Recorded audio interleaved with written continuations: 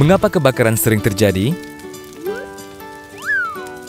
Lebih dari 70% kebakaran terjadi akibat korsleting listrik. Padahal, jika terjadi korsleting listrik, Sekring atau MCB akan otomatis memutus arus listrik sehingga tidak menimbulkan kebakaran. Lalu, mengapa banyak berita menyebut kalau korslet listrik berujung pada kebakaran rumah? Nah, pertama kita harus sama-sama mengetahui dulu bahwa instalasi listrik di dalam rumah adalah tanggung jawab pemilik rumah. PLN hanya berwenang sampai dengan kWh meter pelanggan. Kedua, PLN selalu memasang suatu alat pengaman pada kWh meter sehingga jika terjadi arus pendek atau korslet, maka seluruh listrik di rumah tersebut akan otomatis padam.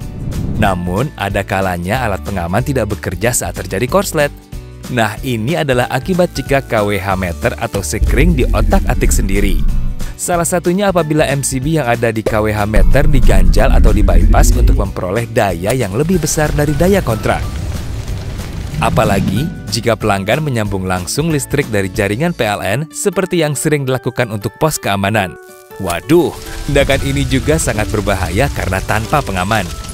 Musim kemarau panjang sering mengakibatkan alat-alat elektronik di rumah lebih mudah panas. Alat elektronik yang panas ini juga membahayakan karena bisa mengakibatkan ledakan kecil atau bahkan besar. Lalu, apa yang bisa kita lakukan untuk mengamankan instalasi listrik di rumah agar terhindar dari kebakaran? Jangan otak-atik meter listrik sendiri.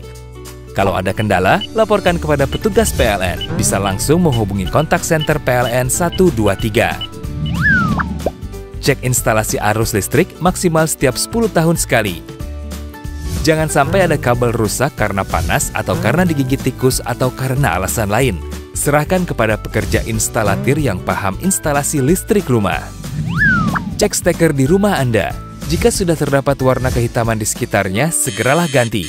Jangan menumpuk steker secara berlebihan karena akan menimbulkan panas berlebihan dan berpotensi menimbulkan kebakaran. Gunakan peralatan listrik yang berkualitas. Jangan terkecoh harga yang murah padahal kualitasnya rendah. Jangan dekatkan peralatan listrik dengan benda-benda mudah terbakar seperti gas, gorden, atau kertas. Jangan biarkan kontak peralatan seperti TV, setrika, atau charger handphone menetap pada stop kontak pada waktu lama, dan hindari menggunakan tusuk kontak terlalu longgar. Apabila kebakaran baru saja terjadi, jangan panik. Segera hubungi pemadam kebakaran dan kontak center PLN 123 untuk memadamkan listrik di area sekitar rumah yang terbakar. Usahakan Anda memiliki alat pemadam api ringan di rumah dan pastikan isi dari alat tersebut diganti setahun sekali.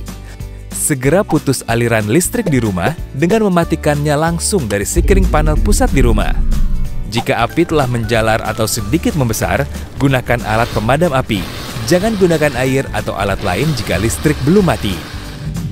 Jika api sangat besar, selamatkan diri Anda dan tunggu pemadam kebakaran.